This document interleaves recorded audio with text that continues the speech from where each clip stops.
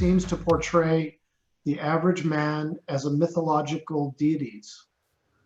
The Three Graces in Albuquerque Museum portrays three non-traditional men as mythological creatures, and Rancho Pantheon series features your models in front of these vast yawning skies. You even reference one of your paintings as Gotterdammerung, which comes first, or his question is, which comes first, the model or the subject matter?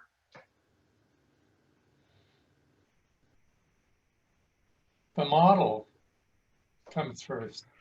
And I want to offer an explanation about why I was mixing the cowboys with mythology. In New York, I was becoming schizophrenic, wondering what I should, how I should paint. And I would walk down the street and see a gallery, and I would think, oh, I should paint like that. And then across the street, oh, I should paint like that. And Edward Lucy Smith wisely suggested I go back to my roots. And so I was interested in mythology, and I was around cowboys all the time. And actually the only male nudes I could find when I was growing up was in the encyclopedia, and they were all about the Roman gods and the Greek gods.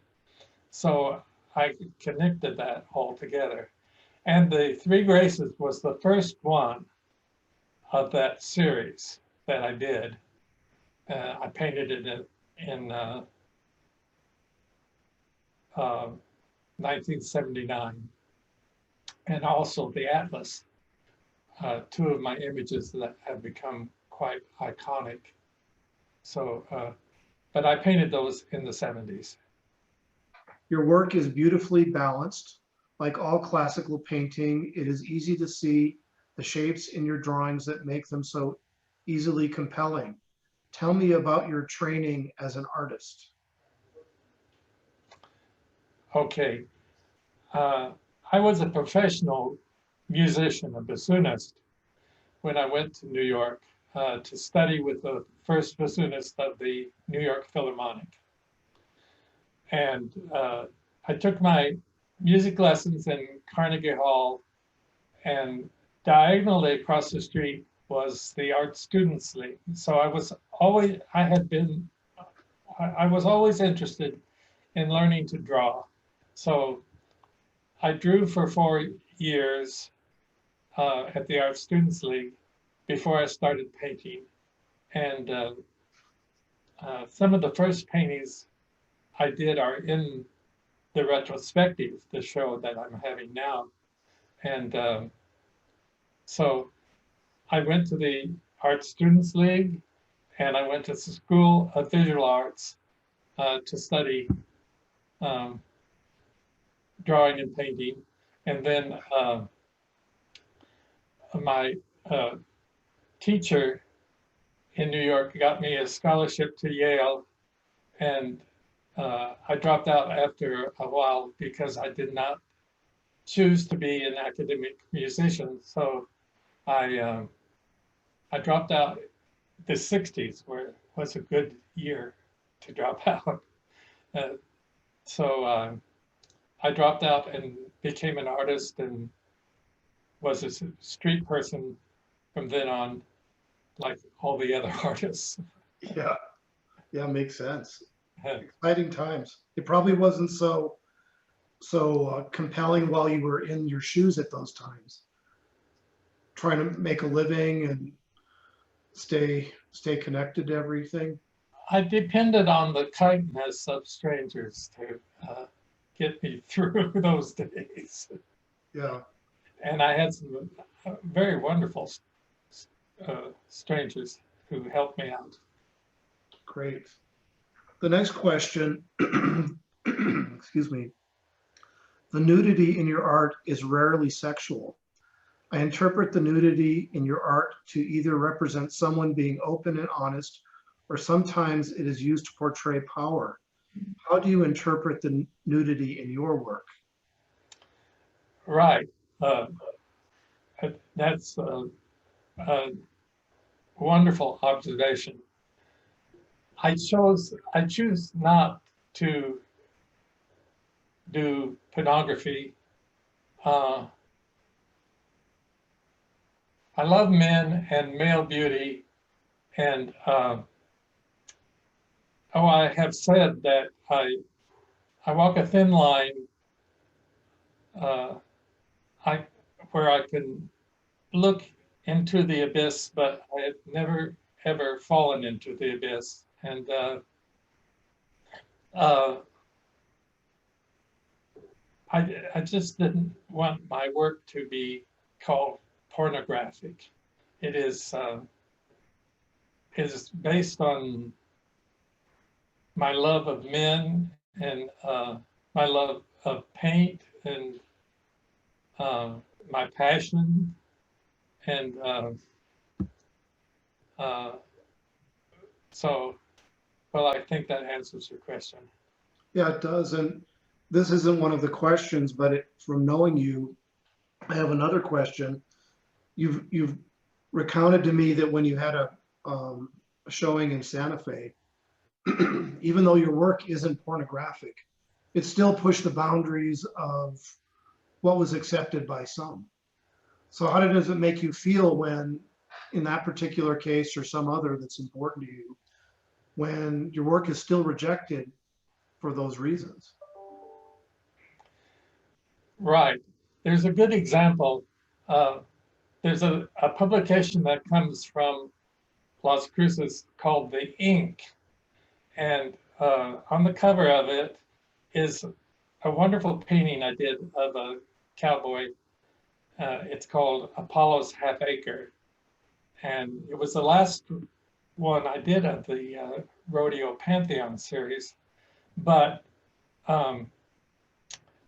the music, it was proposed that the museum in Albuquerque, the art museum, accept it, and they did not accept it because I was gay. So, and then the gallery I was showing in Santa Fe, they requested that I make my paintings more Santa Fe style. So I chose not to do that. So I left the gallery and continued to paint my men. Mhm. And about that time, I did the Stations, which is a gay passion. Nick writes, I love your pieces with the florals over the subject matter. It reminds me of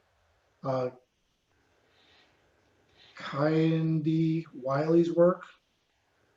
Kindy Wiley's work. Which artists inspire you?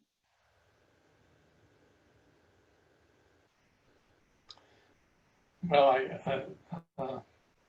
have to think about that. Because I follow my own path, I don't think that I'm inspired by any particular paintings except the romantic paintings, the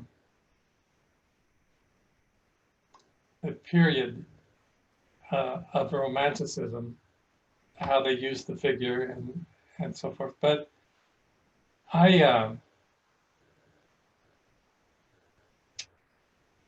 chose to do the cowboys because when I was growing up,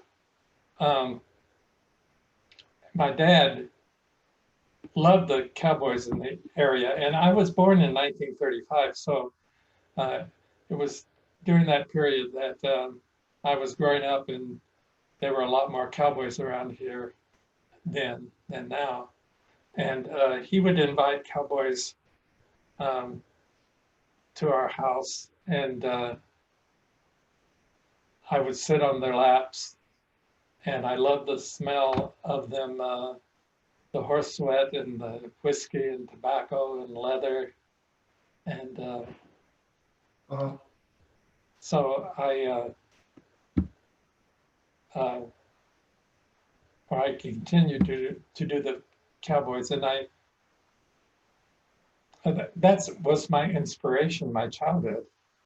Yeah, it's a very strong inspiration. It's visual, you can smell it, you can feel it. So it's really a multi-sensory inspiration. That's pretty nice. Let's see, Nick writes, tell me about a favorite memory working with a model. Well, of course, there's you and your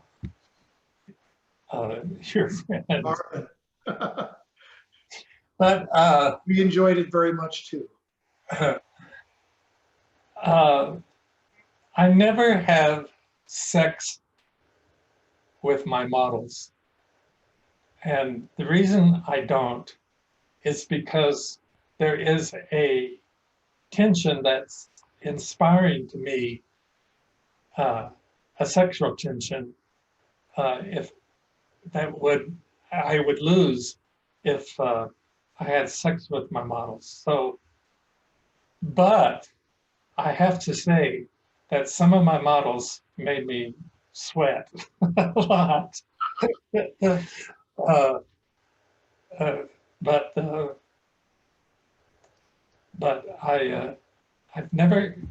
I don't think I've ever had sex with my models. Interesting. Okay. For that reason. So it's really the memory of just the sexual tension.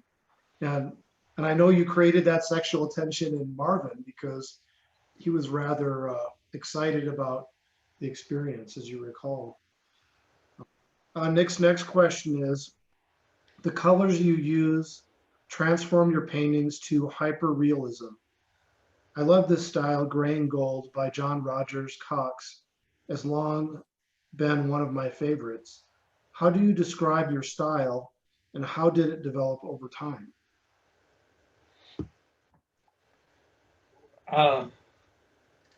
Again, that's kind of hard to answer, but I was studying academic art in New York, and when I moved back to the Southwest, I chose not to follow those rules and to use more raw colors because that's what I saw. And I would center the object or like the cowboy in the center of the painting, which academia was, European academia was telling me not to do. And as a matter of fact, the Three Graces, which belongs to the Albuquerque Museum, when I first showed it, there was a critic that criticized the show in 1979, and she said, why does he use postcard colors? And well, I do that deliberately. I want it to look like the area from which I'm painting. And so I continue to do that to this day. When, if ever, did you feel that your work went from being taboo to being celebrated? That hasn't happened yet. That has not happened. Okay. Because I paint male nudes mainly, and I'm accused of painting naked cowboys, which sometimes I do and sometimes I don't. But the male figure is still taboo. Recently, someone asked me, just the other day. We will put up a disclaimer for adults only to the big room upstairs. And she said, would I have to put a disclaimer if it were female nudes? And I said, no, we show female nudes all the time. It's the penis that bothers people. It's the, for some reason or other, the penis is very threatening to men and women. And so accurate male nudes, and sometimes with beautiful penises, I've been lucky to have models with beautiful penises, but I do not exaggerate necessarily. Darn. You know, that's kind of an interesting observation, and it seems like that answer is in the general, that it still is taboo, but within a community, you know, within a smaller community of those that aren't maybe distracted by the history of the United States, the Calvinist roots of that lead us to that, has there been a transition to celebration within the art community or the gay community of your work?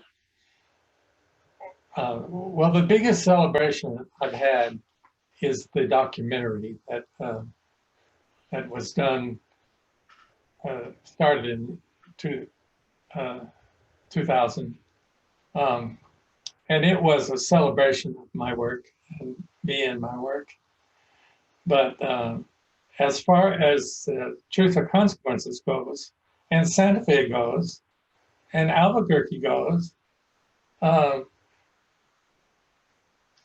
my art is still taboo. Yeah. It really is. And especially, this is a very conservative community, so I wouldn't be surprised if there's protest on Facebook or something about my show, because it's very religious and very conservative. Let's find out. Nick's next question is, what question do you wish someone would ask you, and what would the answer be?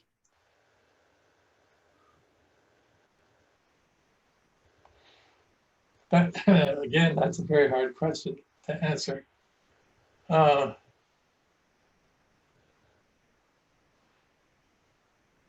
it would be about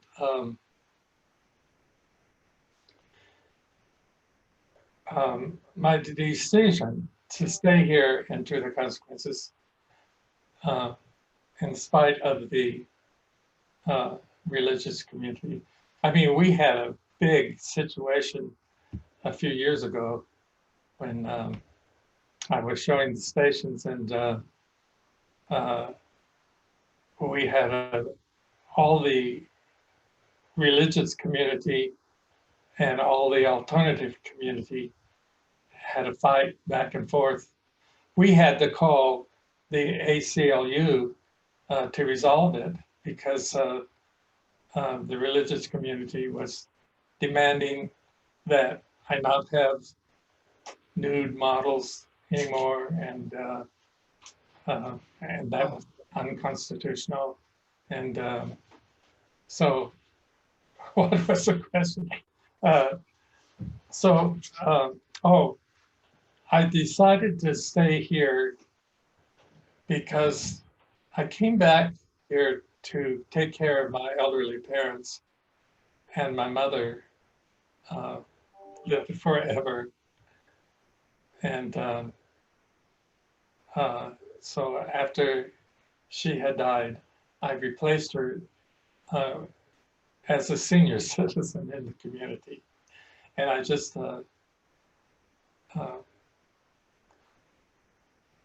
I'm able to work and do my paintings of my male models and murals and so forth because the only people who come in my studio are people who are supportive. Mhm. Good. That's good. And we hope you're around for many more years, just like your mom. And let's see, the last question. You know, this interview comes just before your retrospective, your birthday retrospective. So is there anything else that you think your readers should want to know about this birthday retrospective and the celebration that's being held in Truth or Consequences? Well, we have hung a lot of paintings, and the main room upstairs is reserved for adults only. It's where I have mostly the nude paintings. And then we have a lot of other paintings hanging that do not have nudity in them. So it's a big, big show. And but it goes from 1963, my painting of Charles Leslie, of Leslie Lohman Museum in New York. He used to pose for me. 1963 to the last painting I did of just finished of Dr. Lucky as Marie Antoinette. So I think I saw that one. That was yes, really good. yes, you would have seen it. That's so cool. So it's just this breadth. The retrospective truly is that, from near the beginning of your career until current times. So great. Okay, well, thank you for your time, Delmas. And one of the questions that Nick has here is, where can our readers find your work? At Rio Bravo, the gallery in Truth or Consequences. Okay. It's a gallery that exclusively shows my work. But because I am 85 years old, I'm really slowing down in every aspect of my life. So I won't be doing a lot of more painting because I'm losing my eyesight. So I've been doing abstracts. So thank you very much, Delmas. Marvin and I love you. We miss you and look forward to seeing you this. Well, I love you guys too. And I'll see you on the weekend. Yes. See you soon. Bye-bye. Bye-bye.